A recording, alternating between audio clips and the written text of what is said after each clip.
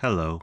I'm looking for some recommendations for an unreliable, dishonest, exorbitantly priced mobile mechanic that does shoddy work who's booked for the next 8 weeks. Please drop their name and contact info in the comments section down below. Thank you. And oop. Instead of hack, just say, this some shit I do. And oop. Gummy bears bouncing here and there and everywhere. High adventure that's beyond compare. They are the gummy bears. They are the gummy bears. And oop. Hey, chat.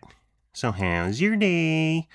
So Carolyn has a cousin named Renee Fisher, who was her partner in crime back in the day growing up in Sac. I've heard tall tales and stories about Renee for years. The woman, the myth, the legend, from them watching Romy and Michelle's high school reunion on VHS on repeat to scamming on boys at the American Eagle and Sunrise Mall. What? Is that true? Dear Lord. Renee moved to Utah 2 decades ago, but now she's moving back to Sacramento, specifically Rockland. Carolyn says to me, I'm gonna help Renee move. I was like, Lolo, okay. And then Carolyn invites me. She says, you can come if you want, but you don't have to. Whoa. Woman, who you think you fooling? Saying something like that. Us men, us smart ones, know it's a trap. I remember when I was young, if I got the inkling of a friend moving, right away I'd be like, yo, I'll help. I'd volunteer. I always offered my services, my physical services, because most people don't like asking for help. I myself hate asking for help on anything.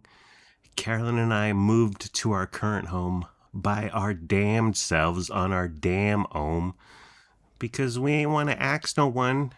And no one offered help. So I nailed down the specifics. We wasn't driving to no Utah, throwing our house in a truck, and then driving our way back. No. It was going to be Saturday morning, 10 a.m. to noon, and we just unload a moving van. There's going to be lots of family there, lots of Fishers and Lewises who will be helping out. And I was like, 10 a.m. to noon, 2 hours? I like the sound of that. This ain't no all-day moving gig. Off at noon. It's hecka hot in Sac right now, so we'd be done way before it got peak heat for the day. Today it's going to be 102. Oh my goodness gracious. So I was like, this sounds like the perfect situation. Also, I lift. I'm really strong, so my musculature could be put to good use. So I said, honey, bet I'm in. Lego. Saturday morning, we do our grocery shopping, head out to Rockland around 9:45 or so. On the drive there, Carolyn turns to me and says, just don't show your butt crack. And I said, listen here, woman. We get off the freeway, we're driving through Rockland. There's too much stuff up there. There's too much commerce, there's too much retail, there's too many options for shopping. There's just too much of everything. Say what you will about West Sac.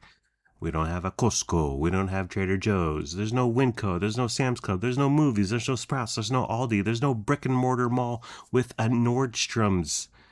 But we are free from being flummoxed by the paradox of choice. It's called peace of mind.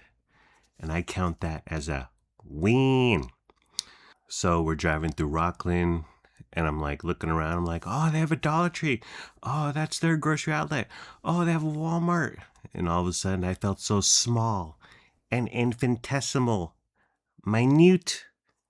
Because all life is every day, every weekend. It's just a billion people going to the same fucking stores, doing the same fucking things. What's the point of this whole charade? So we pull up. It's a 3-story condo. For whatever reason, I thought it was going to be a single-family home. But we get out the core. Hi, nice to meet you. Heard a lot about you. Nice to finally meet you. Blah, blah, blah. I met her husband, Hendry. Now, Hendry has a brace on his arm. He sustained a little injury right before moving. Oh, how convenient. Timing is questionable at best. Walk into their condo to get a lay of the land.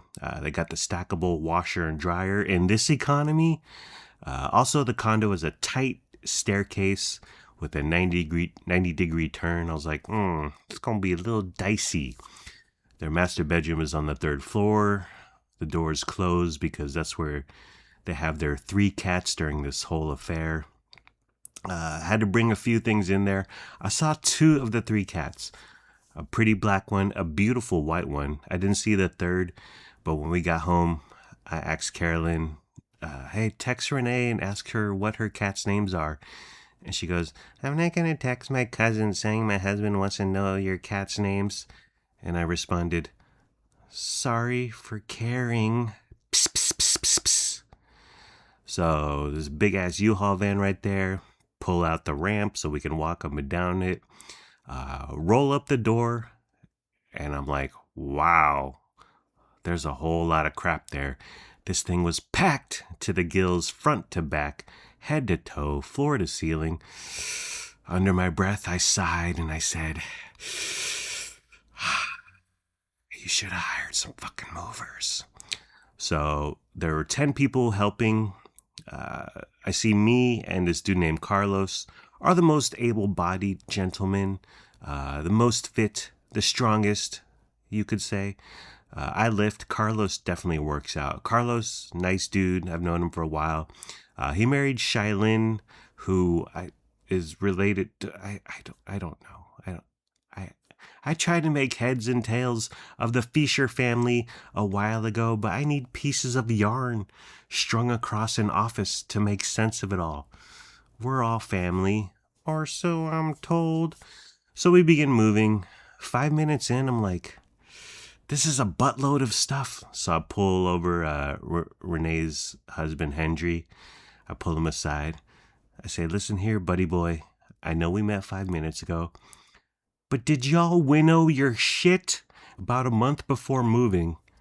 You supposed to go through your crap and winnow and throw away 70 to 80% of it.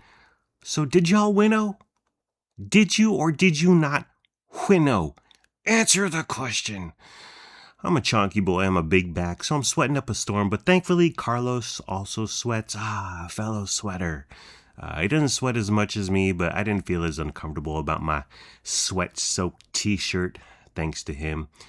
It was grueling, especially the stairs. 3 flights on some things we had to take up there. A few times I had to catch my breath like, damn, I need a break, fam. So I would take a breather, smoke break. Light 'em if you got 'em, gang. At one point, Renee's in the van and she hands me a collection of rakes and brooms and hedge clippers and all this gardening stuff. And I said, these go in the master bath, right? And she goes, yeah. And I thought, okay, I like you. You're funny. You get it. While we was moving, I noticed everyone's wearing their shoes because we're moving heavy crap. But all I could think about was your carpet, Renee. Your poor carpet. Like the rapper Roddy Ricch says, don't wear no shoes in my house. But seriously, if we ever have family help us move, you best carry our crap in your socks. And if you slip and fall while carrying our heavy-ass dresser, as they say in Canada, sorry. There were so many people moving at such a brisk pace. We was done in a half hour. I was like, wow, that was quick, that was fast, that was easy. Back in the day, I'd help people move 5, 6, 7 hours of moving. Whatever.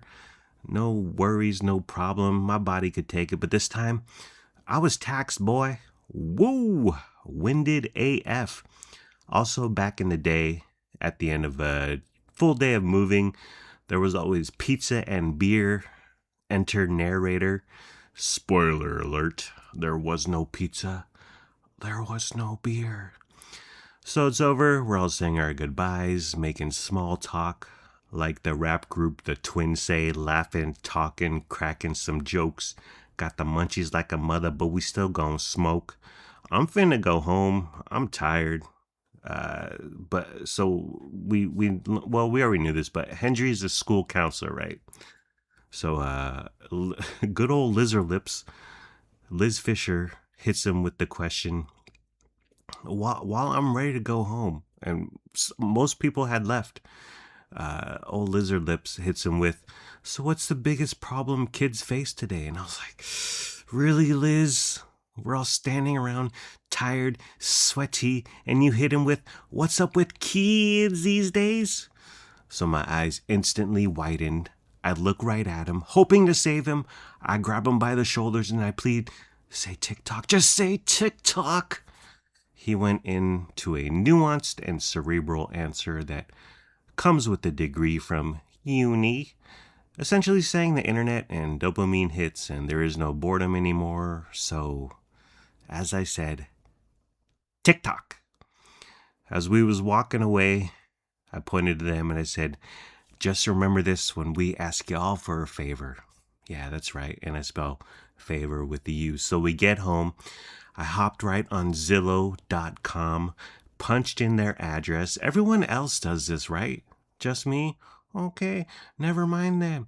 Now, their condo is worth more than ours. They have more square footage. But when it comes to price per square foot, we got them beat.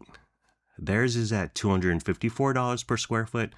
Ours is at $256 per square foot. Now, I don't know much about realty, but I have watched hundreds of episodes of House Hunters, and price per square foot is the single most crucial metric in this big global scam known as real estate. And on that front, price per square foot, we won that battle. Yes! Okay, I think I'm done. Take care. Brush your hair. Peace out. I'm Audi 5000 G Money.